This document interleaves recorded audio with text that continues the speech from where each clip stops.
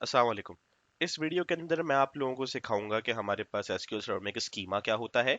Schema हम लोग create किस तरीके से करते हैं, ड्रॉप किस तरीके से करते हैं, और हम लोग स्कीमा की ओनरशिप ट्रांसफर किस तरीके से करते हैं from one person to another. Okay, तो स्कीमा एक्चुअली क्या होता है आप लोगों के पास? स्कीमा हम लोग उस हाँ, स्कीमा हम लोग उस फिनोमेना को बोलते हैं जहां पे आपके पास तमाम डेटाबेस ऑब्जेक्ट्स एक जगह ग्रुप हो जाते हैं, ताकि उनको आप मैनेज कर सकें या फिर उसकी ओनरशिप आप ट्रांसफर कर सकें किसी एक बंदे से दूसरे बंदे तक।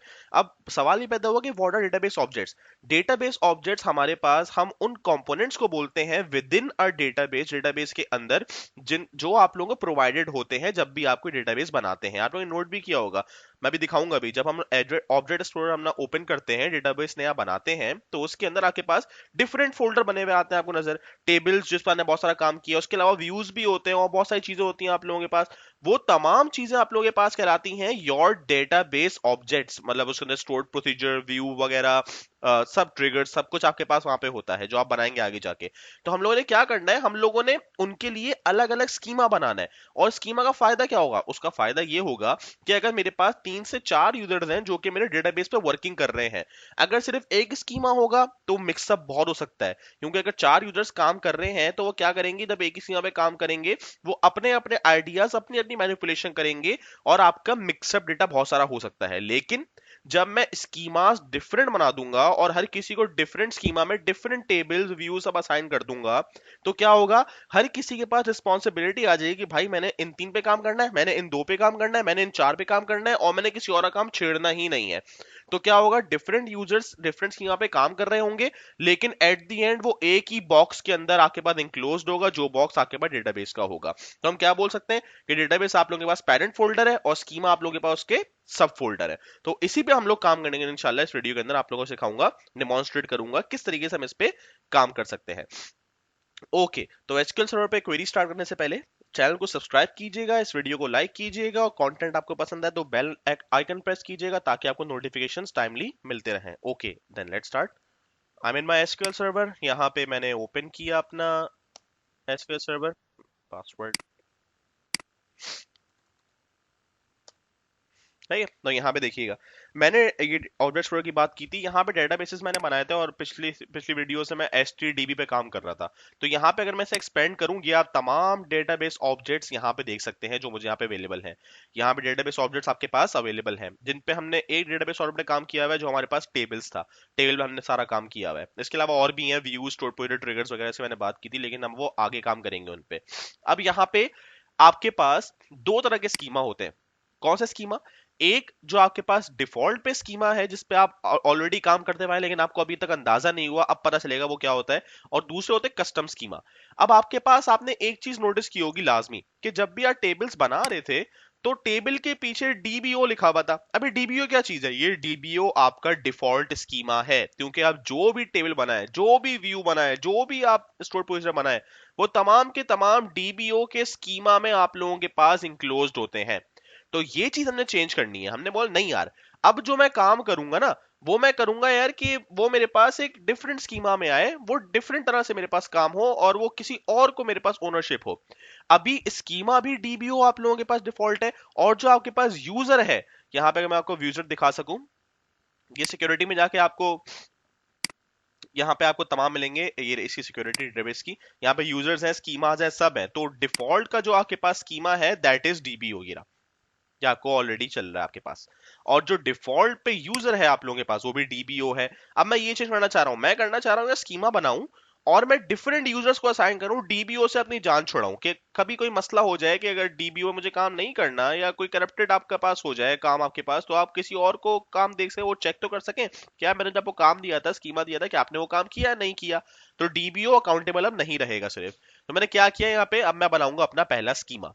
तो उसके लिए मैंने एसटीडीबी से जान छोड़ाई, मुझे वाला डेटाबेस नहीं चाहिए। मैंने कंपनी का डेटाबेस इस काम के लिए बनाया हुआ है, तो मैं इसका इस्तेमाल करूंगा।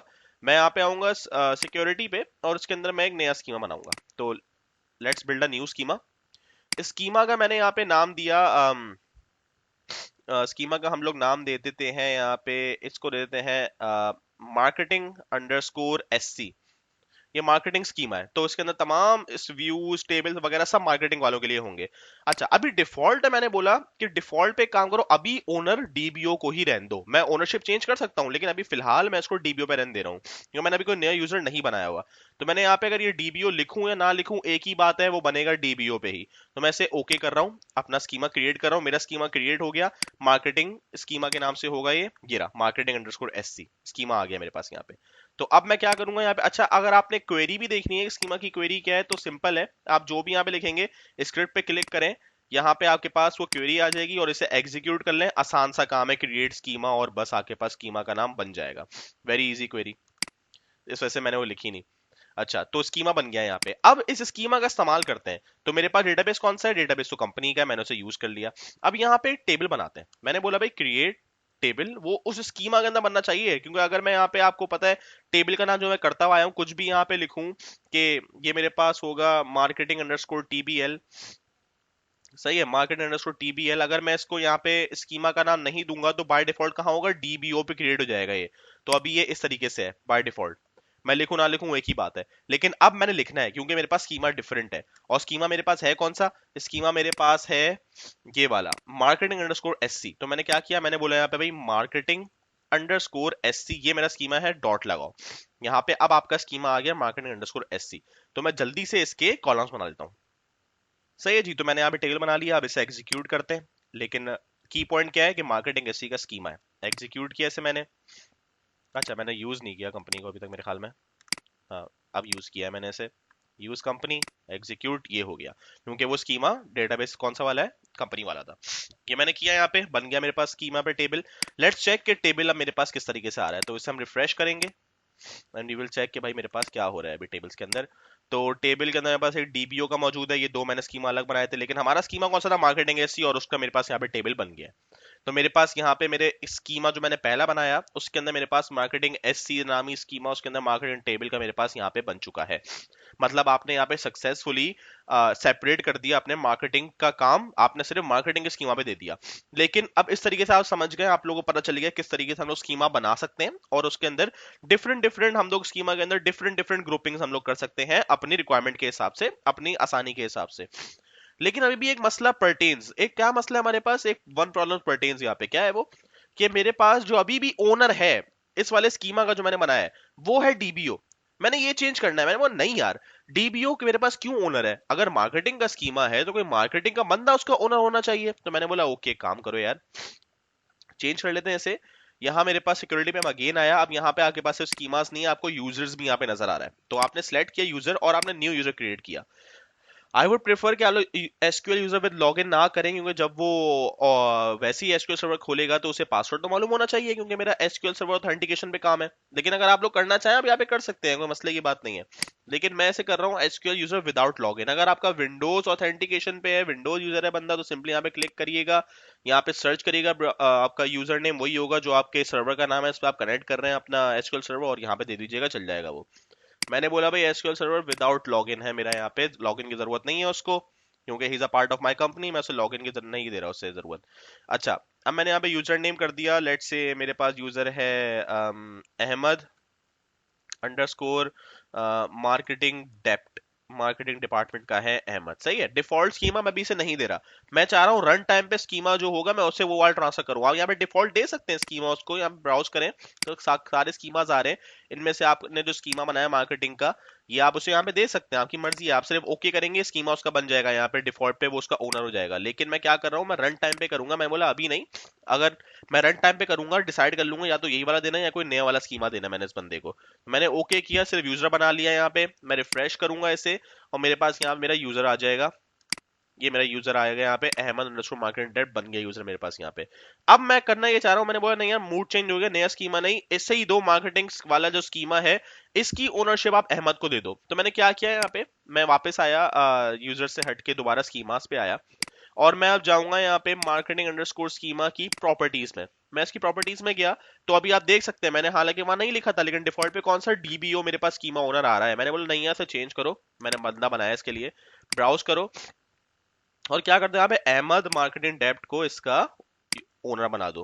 ओके, अहमद मार्केटिंग डेप्ट हो गया, ओके, ये आपका, अब इसका ओनर कौन हो गया, मार्केटिंग एससी का आपके पास हो गया अहमद।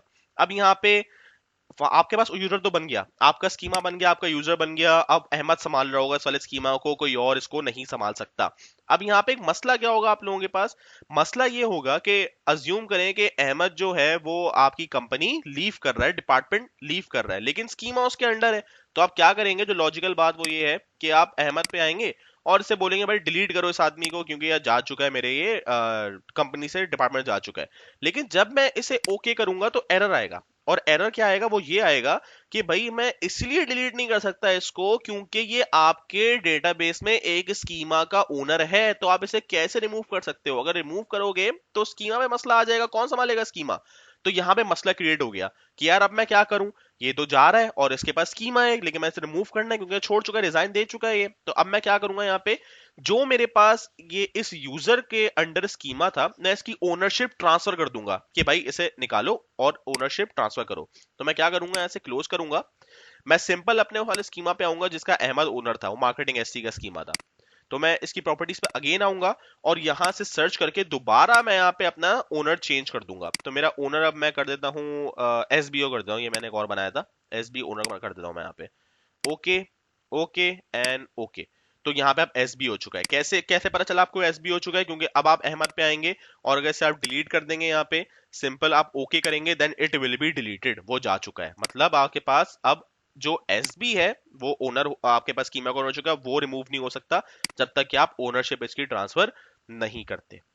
तो ये आप लोगों के पास तरीका था, मैंने आप लोगों से बताया कि स्कीमा हमारे पास होता क्या है, स्कीमा क्रिएट किस तरीके से होता है, स्कीमा की ओनरशिप ट्रांसफर किस तरीके से होती है, नए यूजर किस तरीके से आप बनाते हैं, और उन यूजर्स को अपने पर्टिकुलर स्कीमास की आप लोग ओनरशिप किस तरीके से ट्रांसफर करते हैं। तो होपफुली आप लोगों को सब तमाम चीजें समझ में आई होंगी। अच्छा, एक और चीज रह गई है, that is drop. Drop schema, अच्छा ड्रॉप स्कीमा भी आसान है वैसे, आप यहां से अगर चाहें तो ये कर सकते हैं डिलीट, या फिर अगर आपको क्वेरी इसकी चाहिए तो सिंपल सिंपल इसकी क्वेरी है यहाँ पे, यहाँ पे ड्रॉप स्कीमा और उसके बाद स्कीमा का नाम कॉम अंडरस्कोर sc2 ये रहा।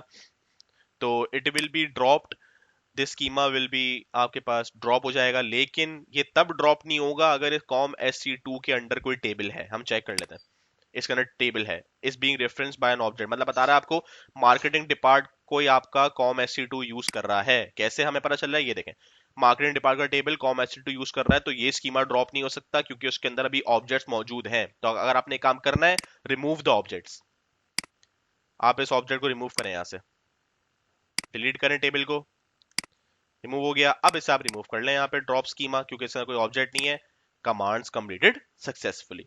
तो इस तरीके से आप क्या करते हैं, अपना स्कीमा ड्रॉप करते हैं। तो इस वीडियो के अंदर मैंने आपको तमाम चीजें समझाई, होपफुली आपको तमाम चीजें समझ में आई होंगी। Now you can work with your schema, और आप लोग सक्सेसफुली अपना स्कीमास बना सकते हैं और डिफरेंट डिफरेंट डेटाबेस ऑब्जेक्ट्स को ग्रुप कर सकते हैं डिफरेंट स्कीमा में। ओके, तो नेक्स्ट वीडियो मुलाकात होगी। Thank you so much.